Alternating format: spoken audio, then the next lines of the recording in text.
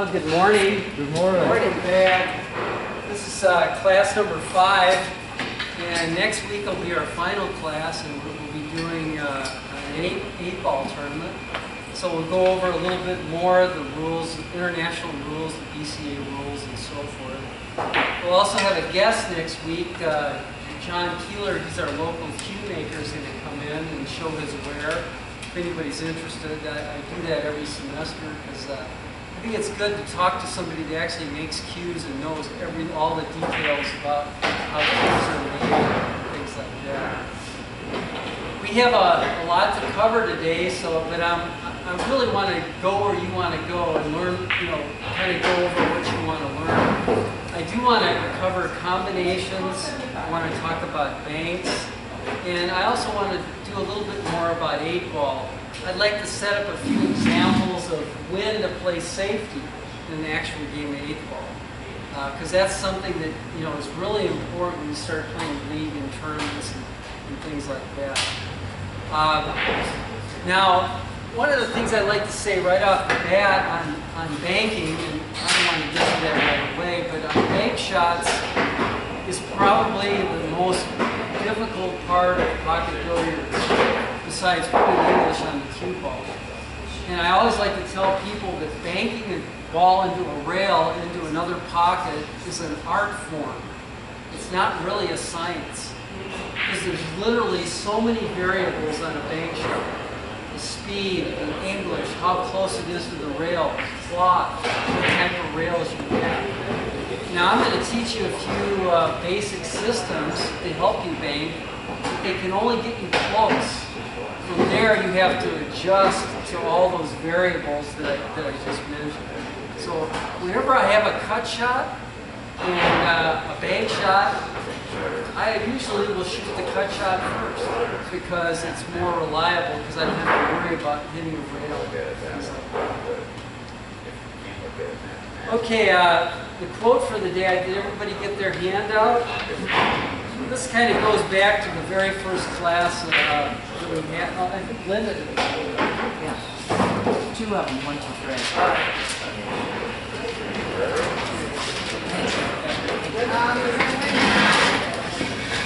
This is actually from the Moscone Cup captain, Mark Wilson.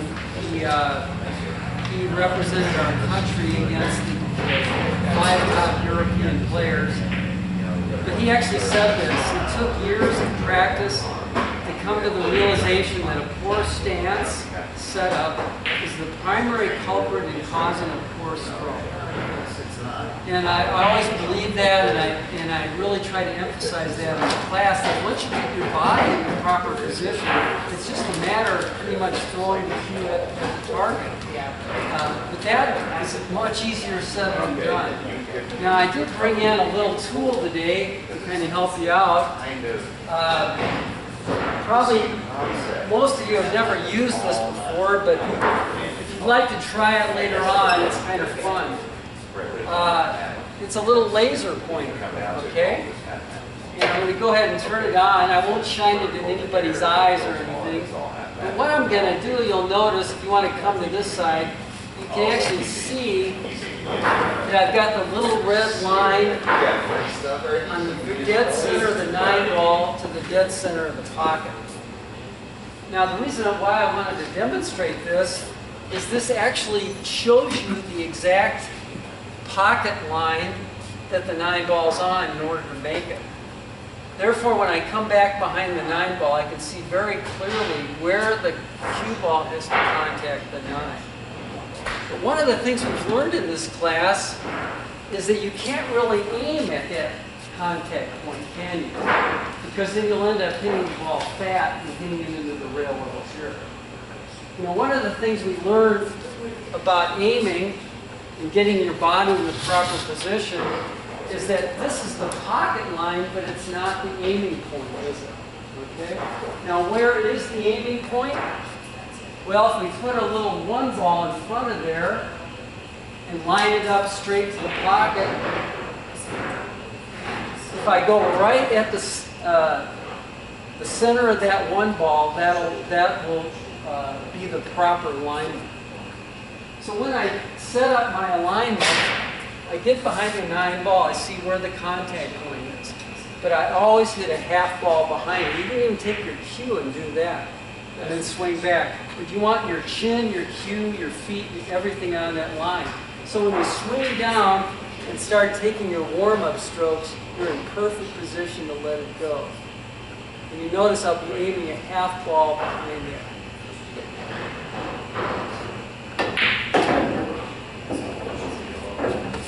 But anyway, if you're welcome to try that out today, if you just like to play around with that. I like to kind of throw tools on the table.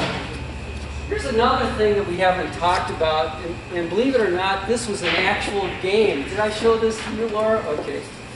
This is called target pool. And you notice there's 5 points for the yellow, 3 for the red, 2 for the blue, and all that. One of the things to be a good pool player that you really have to know is the simple fact that the center of the table is your friend, okay? Especially in 8-ball, late 8-ball. Because when you roll to the rail, you get down, you know, at the end of the table, the high percentage shot is to get in the middle of the balls, not in the edges.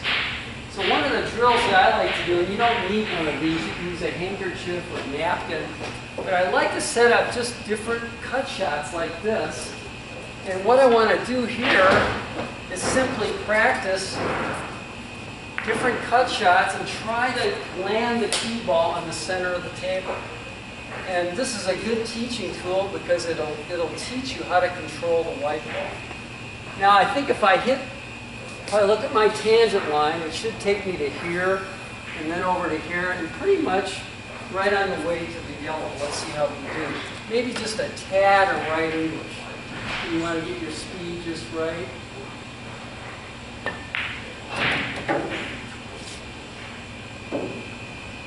Not bad. I got 10 points, okay?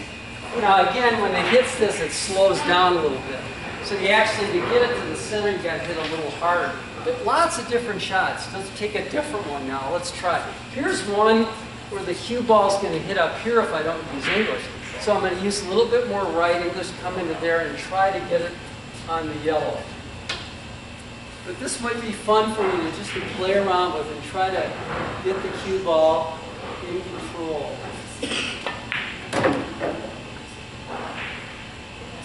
Not bad, not bad. Let's try a different one from the other side. And it doesn't matter what kind of shot you set up. Just have fun adjusting and adapting. This one I could probably just hit a center ball, go 2 rails, take me right into the yellow.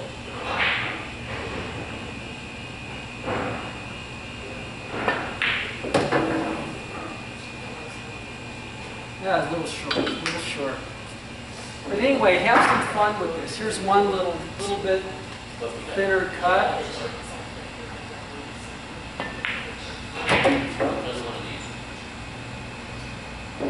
And a lot of times in 8-ball, especially big 8-ball, you're trying to get in and around balls. You know, in the middle, we have options, more options to play on the balls. All right, combinations. Yes, I did. How many of you have trouble with combinations? Oh, yes. All right. Now, we got a lot to do today, but feel free to stop me as we go along. We're in no hurry. I don't think we're in a hurry, are we? Okay. Because these are really important shots.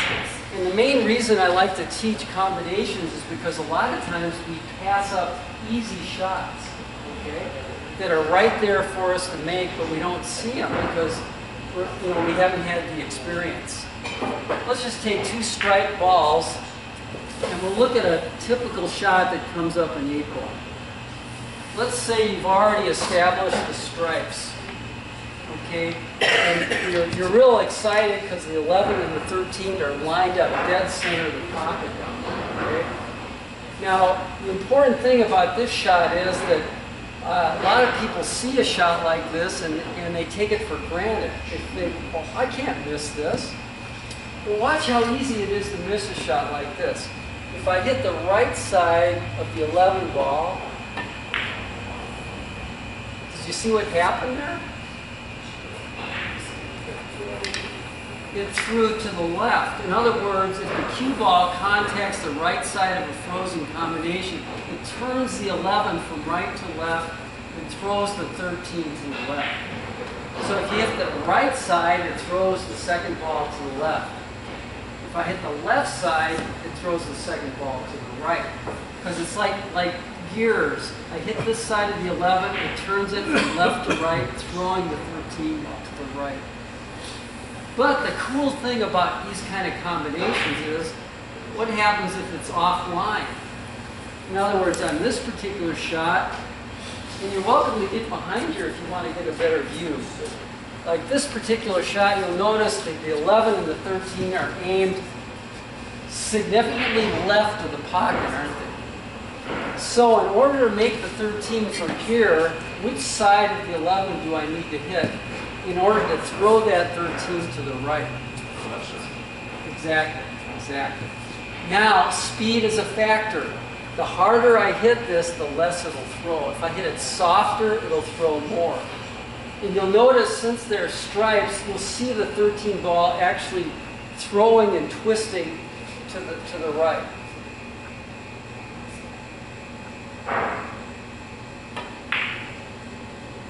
You see how far that throw? It was aimed here, but actually went 2 or 3 inches to the right.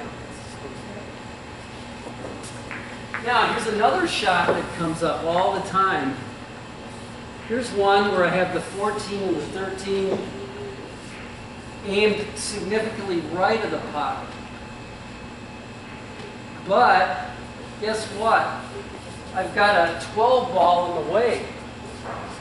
All right, any suggestions on how I can make the 11 here? Okay. But hit the 12 square, so you get a stop shot with no English. So, but hit it the 14 where you want to hit it, which is on the opposite side. Right. Okay, which side does the 12 need to hit to make the 11? So, the right side hit over here. Right side, so exactly. Over here. Good, Gary. It's always the opposite. So if you Yeah. get the 12 Yeah. right here, but with stop and no English, Okay. no change, then you should be able to. Yeah. And if I was in a league match shooting this kind of shot, I would think about position for the next shot. You know, Eric is right. So if I hit the 12 and I hit this side of the ball, it would be just like hitting the cue ball. Okay? In this case, the 12 ball would be the cue ball. So all I have to do is hit it a little bit to the right. It should throw the 11 right in the pocket.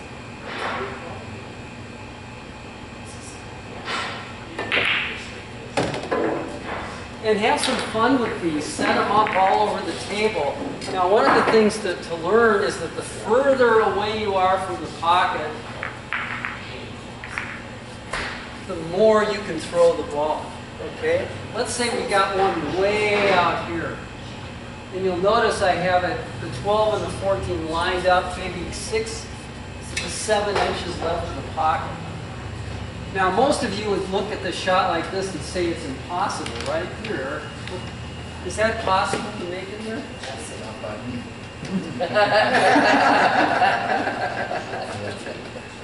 Well, I want you to notice that even though it's 6 to 8, 7 inches to the left of the pocket, I think I can actually make this.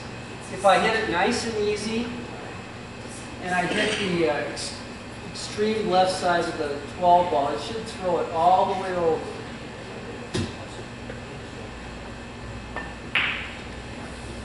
The scratches don't count. All right. They do in games. Now you notice that I hit that easy, didn't you? All right, now let's take the same shot.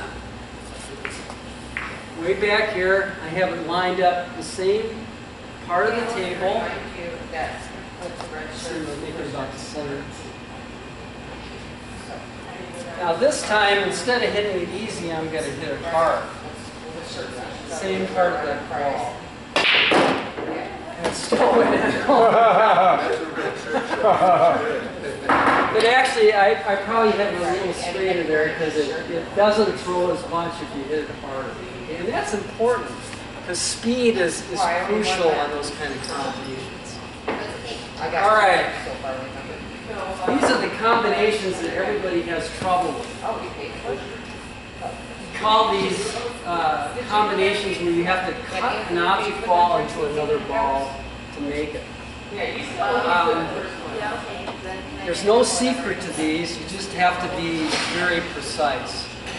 So like what I'll do when I have a combinations like this where they're not frozen, and these are much harder because they're harder to predict, you know, the correct spot to hit. I get behind the 3 and I'll actually line it up like I'm making the 5. There's my contact point where I want to hit the cue ball. Now I get back behind here, it's like the laser was right on that spot, and I'll hit a half ball behind it. Swing down.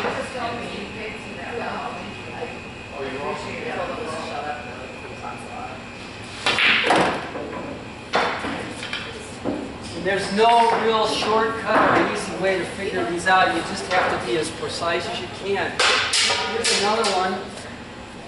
I'm going to try to make the 13 in there, so I'll line up the 12 right on the 13 like I'm making in the corner. There's my contact point. So imagine a laser point right there, but I need to hit a half ball behind it. That's my aim point.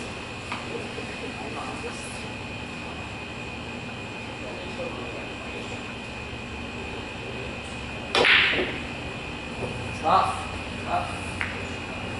What side did I hit? That side?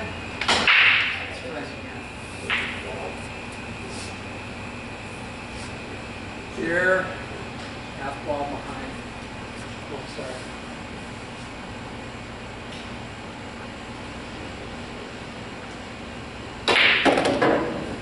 And have some fun with those. Set them up for each other and practice those. It's a lot of fun.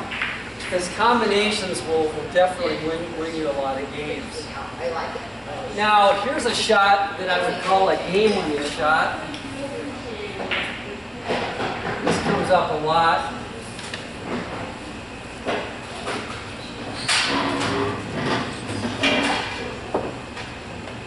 Now, on this shot, you'll notice that the 6 is aimed into the rail about right here.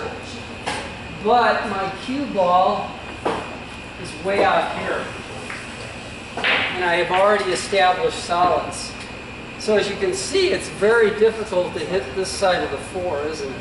So how would I go ahead and make the 6 in this situation? Okay, so Eric's right on.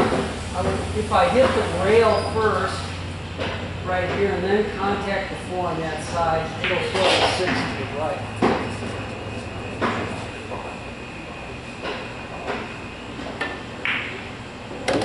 Notice how significantly it threw it because it was aimed way over here on the rail, yet the ball got thrown that far away.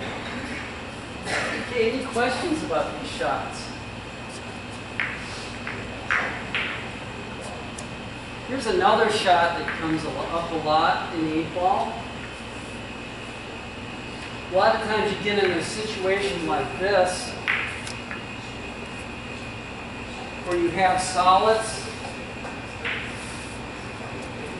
And you literally look at this shot where you can't cut the 1 in the corner, right? And you can't make the 3 in the corner because the combination isn't on. But look at the tangent line if I hit the 1 ball into the 3. The tangent line takes the 1 directly into the center of the pocket. So literally this is a very simple shot. All I have to do is hit the 1 into the 3 and let it take the tangent line right off there into the side pocket.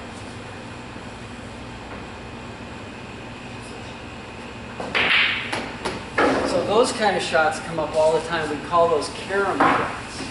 And they can be all over the table. Here's another one.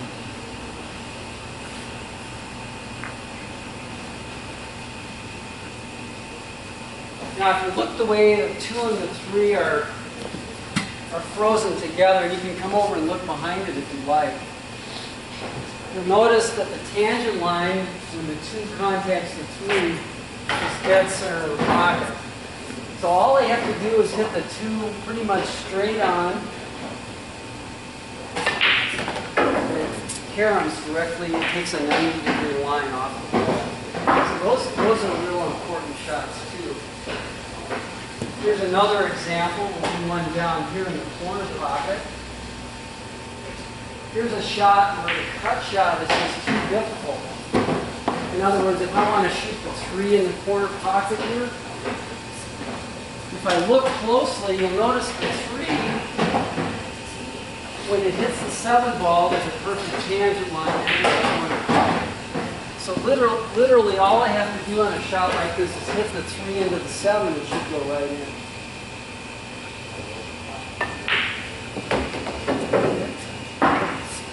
Those are the kind of shots that sometimes we don't look for or see on a print table. Okay, any questions on caroms and combinations? Make it look easy, but I know it's not. No. He's been shooting longer than we have. Yeah. Yeah. All right. Now we're going to talk about kicks and banks. Now, a lot of times these kind of situations come up where you're literally, you call it hooked or snookered, it doesn't matter. And you'll notice that I actually put some numbers on the table. I've got a 0 here. Can we do this in our, a 10, 20, 30, 40. Now, every kick shot, now a kick shot is when you hit the cue ball into the rail and it goes and hits another ball in the pocket. We call that a kick shot. But 0 is always where, you know, the ball where you want to make it. Now, in this particular shot, you'll notice that I'm right at 20. Now, all I have to do is divide 20 in half, and I get 10. Right? So all I have to do is roll the cue ball into 10 to make it 4. And you'll notice it's a perfect triangle, isn't it? Now, every shot, every kick shot we have hit is called a diagonal track. So if I hit a rolling ball,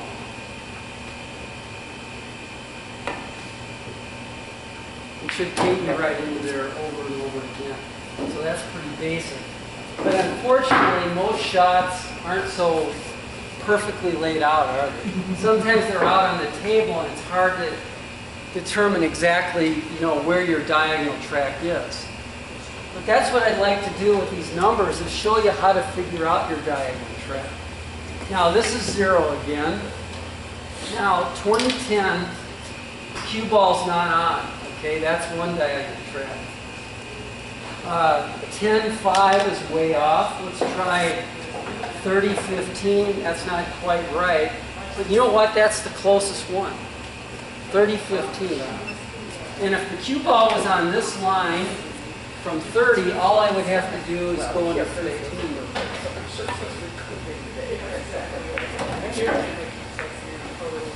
But it's not quite on there, is it? So what I do is I find my closest track, which is 30-15, and I move it to the left until I find the track that the cue ball's on. So 30-15 doesn't work. Here's 28-14, 26-13. 26-13 is perfect, isn't it? That should take me right into the third. Now you see how I figured that out? I find the closest track, which is 30-15, then I try 28-14 and 26-13. In other words, it's always in halves. Okay? So if I'm at 26 and I go into 13, takes me right into 13. Now I know that's using a little bit of mathematics, but once you learn this system, you can actually figure out the diagonal track of every kick shot and get really accurate. So it's worth a little bit of time to learn it. Let's do a few more examples. Here's one that's on 40-20. And again, this is another diagonal track that takes me to 0 in the corner pocket. So if I'm right on 40 and I go into 20,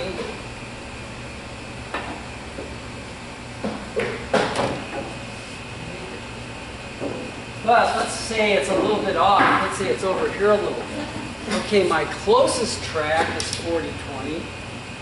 So then I move to the left till I find the track that the cue ball's on. The next one would be 38-19. Whoa, perfect. 38-19. Did you see how I did that? I find the closest track and then move till I find the one that it's on. 38-19 should take me right into it.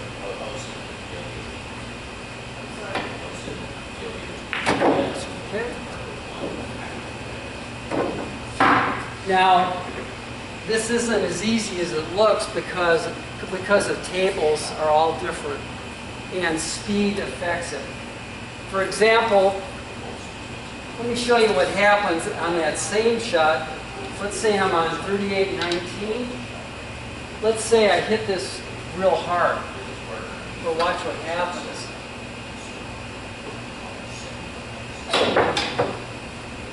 See, it came up way short. So the system only works on a rolling ball that you hit like moderate speed. And it should carry through if you're going lengthwise on it? Yeah, you could do this lengthwise, but let's not go there today. Okay? This will be enough. Yeah. And it's the same thing. Lengthwise always shows up more than these. Well, it would be, you would do 0 to 40 lengthwise, but it's a little harder to execute because of the length of the shot. That's what makes it hard. All right, let's move the ball down this way, just do a couple more examples. Let's just put the cue ball at random out here somewhere. And I'm kicking to the 13. So again, what track would I start with on this shot to get close? 20-10. Okay, it's not quite on. 18-9, 16-8. 16-8 is perfect. Did you see how I got that? Okay, 16-8.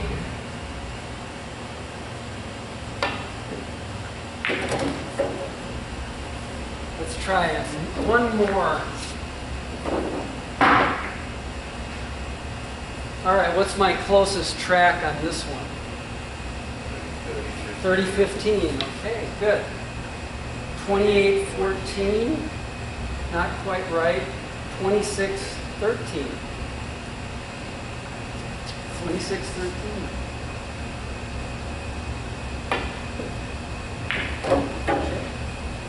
And again, you notice I'm hitting all those about the same speed. You know, I did a little practice on this table earlier and I kind of got a feel for that. Any questions about that? And I know that's a lot to take in, but as we come around, if you'd like to ask me questions or work on those shots, you know, these are kind of like specialty shots that come up occasionally, but they are important to actually, because if you make contact with the ball, you don't give up ball in hand. And as well, you all know if you give up ball in hand, that's one of the most difficult parts of, you know, challenges to losing a game. I'm not sure how you got to 26. You were here at 30.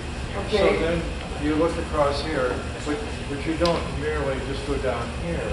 Oh no, because it's where the cue stick crosses the rail. Did you see how that works? In other words, the track is from 30 to 15, from here to there, you know, where the diamonds are. Yeah. You don't count where the pool table beats. It's where the diamond is. Okay. The 30-15 track is like this. And if the cue ball was on that track, I could shoot there to bring it to 0. But it's not. It's a little bit over. So 30-15, it's actually 29, 14 and a half. Sorry, it's getting a little complicated. This one's actually 29, 14 and a half. Yeah, about like that, or 28, 14. But it's where the cue crosses the rail back to where the diamonds are. That's where the system works. It's not here, it's back here. Thanks. So if you were on this side of the pocket, say you're behind that 6 ball, Yeah. does it continue 50, Yes, 60, 70? yes, good question. We would have 50, 60, 70, 80. Now, let's do one from here. Michelle always likes the challenging shots.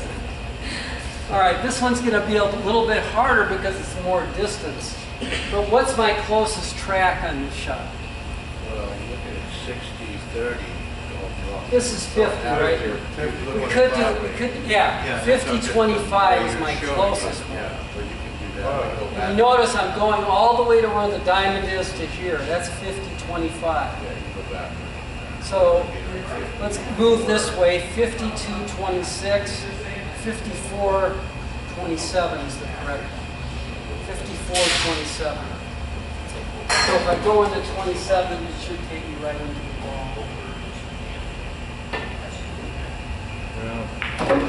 Why is it such a psychological thing where you feel like you need to put English in that shot? This table runs short, so I'm putting a little tad of left. But like on Another table down there, that I wouldn't need any English. That's why kicking and banking is an art, because every table is gonna vary because of the rails, the cloth, and so forth. Check out your table. Yeah, you have to. Yeah. In fact, to check out your table, it's probably best to go 40-20 and watch. If I hit 40-20, it'll probably go a little short. Because this table runs short. See, I already knew that. I was cheating. So, Yeah. I mean, even just in regular play, it's like, oh, I better put English on. You just automatically do because you think you need to. At least I do. Because I was like, okay, I should put a little bit of left or right just to see if it'll, you know. Yeah. And is that also, it just, maybe just the way I see something, because I've always been told that I always put a little bit of right on left. I have a hard time getting dead center. But it just seems like if you're at an angle like that, that you automatically have to so when they do this. And, you know, the thing about using English, and Michelle caught me right there because I was using a tad of left English. I didn't really want to say that because I want you to try to use the system without English first and then adjust when you realize that systems are limited. So if They're limited by the cloth, the table, the humidity, and all that kind of stuff. If you're running short, what would you do to comp? Well, I would put a little running English. That's outside English. Yeah, in this particular shot, if Whereas I'm at, outside is over to the right, yeah. well, I wouldn't. No. Actually, if it's running short, I would put a tad of left. Yeah, okay. Tad of left. And again, watch what happens if I use too much English. This is really why English is not always the best idea. If I use too much English on this, look at I missed by 2 diamonds. So don't get carried away with English. When you use English, just use little bits sometimes. A little bit can go a long way. That's a good point. Believe it or not, it works all the way to 80. Now again, this is 80, and that's 40. But you know what? It still works because this is where the diamond is.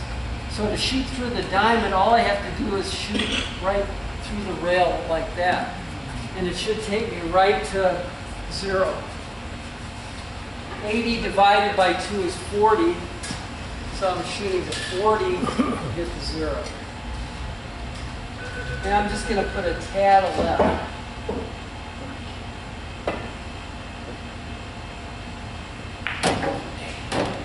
So like, if you're trying to play like, say, this one, maybe you could do this, like, you know, the table and Yeah. just to see how it runs shorter, longer. Exactly. When I go to Phoenix to play in a tournament, I'll spend a few minutes getting the feel of the table, like kicking and banking and all that.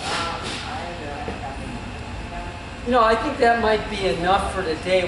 Can we save banking for next week? Sure. Yeah. for Lhotka. Yeah, because that's enough to work on. I think you'll have a lot of fun kind of trying some of that out. But there was, I would like to show you some safety shots in 8-ball. Are you interested in hearing? Yeah. Okay, all right, let's do that. There's a way to do it, I don't know. This is really kind of a nuanced part of the game, but it's really important because these kind of shots come up all the time.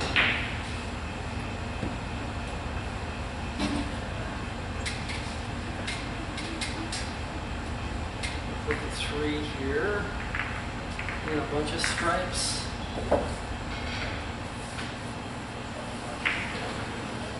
All right, and let's kind of turn this into a challenge, okay? What we would do, let's say, let's put the 14 over there. Let's say that you have solids at this point. I want it actually. Okay, now you can make the 3 ball pretty easily, but to actually run out is pretty slim and none, isn't it? Because of the 5 ball is completely tied up, isn't it? So what would be the best solution, maybe to make a ball and then play safe? This would be a situation where I think I would try to make the 3 ball and then play a safety afterwards. Now, when you play a safety, there's 3 objectives. Number 1, sometimes you want to leave great distance. Number 2 on a safety is you want to hook your opponent so they can't see one of their awkward balls. And number 3 is you want to improve your situation somehow. Those are the 3 objectives of playing safe. So if I was actually had this shot in a real game, I would think to myself, well, I could make that 3 pretty easy. But you know what? If I roll down here and I shoot the 5 and make my opponent's 13, I can leave the cue ball stuck right behind the 1. So my opponent won't have any shot, and I can maybe get ball in hand. Yep. So let's see how it works out. I'll go ahead and make the 3.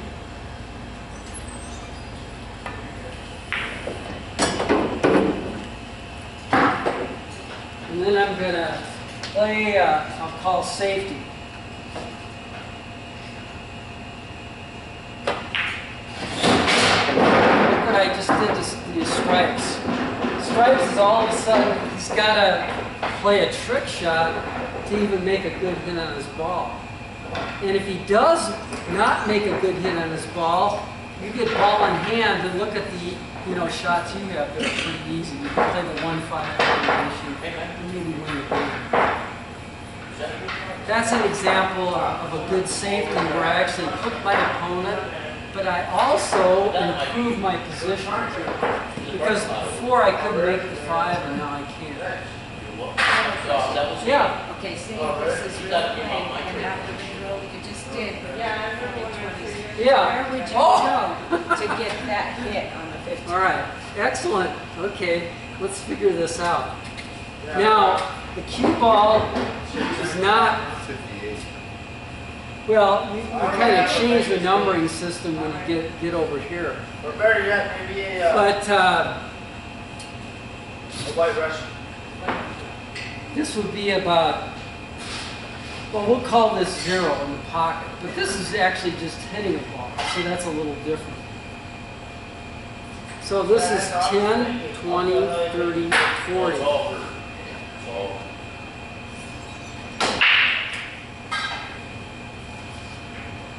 So we want to get to 5, don't we? This is a lot more complicated, Michelle. You should want to go into this. Yeah. All right. All right. I had a shot like this once. Did you? It was the game-winning shot. It was awesome. But I don't know how I did it. If I had calculated, Yeah. There's money in an envelope back there. She just put back. Okay, this one is so awkward, I'm going to give you an easier way to do this. Because if I go into the numbers, it's just going to confuse the hell out of me. All right? Now, here's the way I figure this out. Now, stay with me on this. Now, I got to make a good hit on the 15 ball. So I'm simply going to lay my cue. We call this the midpoint system.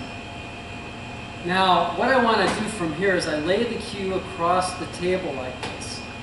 Now, in order to find the midpoint between the cue ball and the 15 ball, that'll tell me where I need to hit on the rail to make contact.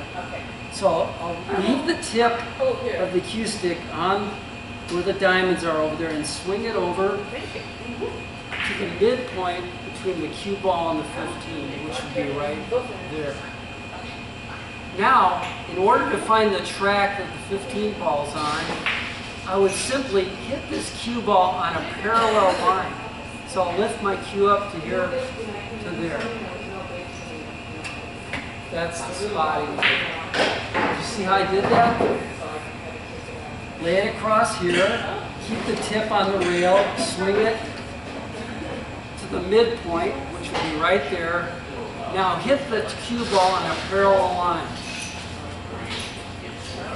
So if I go right at that chalk, it should take me right into the 15. I read a minute like that. Well, I hit it. And I actually, you notice I used a little bit of right English on that.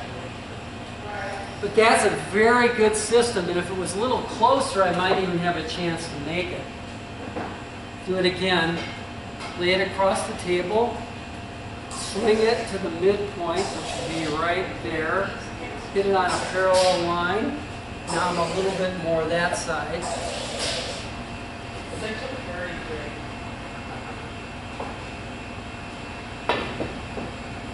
Well, that went a little long. Let's try one more.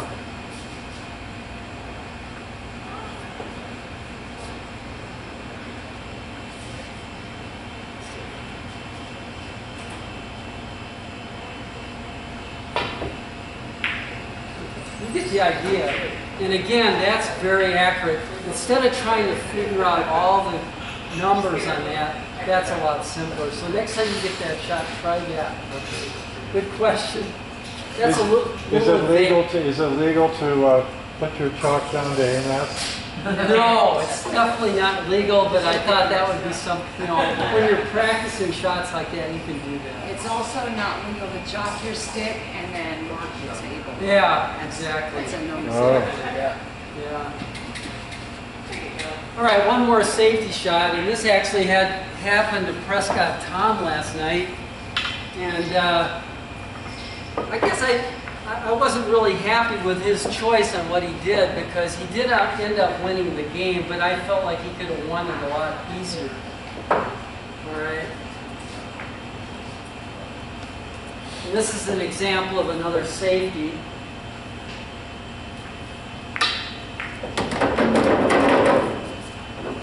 There were other balls on the table. But he was in a position like this. And I think the cue ball was about like there. And he had solids. All right? Now he did something else, but what do you think would be the best thing to do in a situation like this? He had solids and he really can't make any of his balls, so how would he play safety?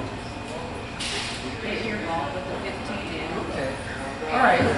The ideal shot here is exactly what Michelle says. You want to make your opponent's ball and try to get the cue ball line somewhere here. So our opponent's completely hooked. And it does all three things. It snookers your opponent. It gives them distance to make a good hit. And it also improves your position because it opens up your one ball. So in a situation like this, I would make my opponent's ball. I might use a little bit of left English. Notice I had the cue ball come over here a little bit. Now my opponent has an extremely tough shot, hooked on the 8-ball. So sometimes it's actually to your advantage to make your opponent's ball. Now, you see any shots from here? I know Michelle's going to ask me that, right? You got a diamond shot. You can find the diamonds to hit it. No, I would be too afraid of hitting the 5-ball. So what I might try is call the 8 in the side pocket. Now what I'm thinking is that I'll go into the rail right here, come back, and hit the 8 pretty straight on, so the 8 caroms off the 5. And if you look at the tangent line, the 8, if it hits just right on the 5-ball, will go in the side pocket. So actually, this is not a horrible shot, it's not easy, but I'm going to go into the rail and try to hit the 8 fairly square.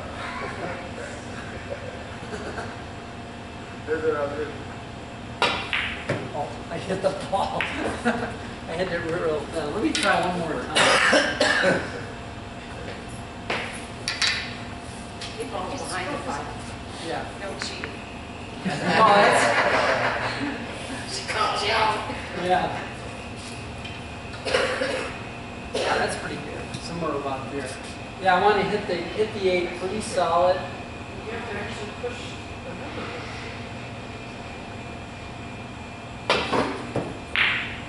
I would have never. That would be a fun shot to make it lead, wouldn't it? Yeah. All right. Okay, we did kicks. We used the laser a little bit, and again, if you want to try that, I'm going to wait and do banks next week. And I think that'll be a good time. Plus, we'll answer any questions you have about the class. But we will have an 8-ball tournament next week, and you're going to get a handful of chips. And every time you win a game, your opponent will have to give you a chip, and if you lose a game, you have to give them a chip. And that's how we determine the champion. And some of you remember that from last time. So. All right, grab a table and have some fun. I think it's Yeah. stick around and have to take All right. The shot I had, Yeah. that I really could have used that. Yeah, was, that shot? I had the 8-ball was here. Yeah. This is the 7-ball. Yeah, I was there. And I Oh. called the 8-ball in the side pocket. What it did was, I hit here a whole lot of right, as much right as Yeah. I could get. It came came pretty straight, and I made that damn ball. Yeah. And I mean, the whole bar, this is at, what's that little, O'Leary's down the road there? We were right in the center table, and so the whole bar was watching this shot. The whole, I mean, everybody was looking at it, and all of a sudden it went in. It's like, oh, That's a good one. That's a good one. it was a great shot. Yeah. And to call it like that was beautiful.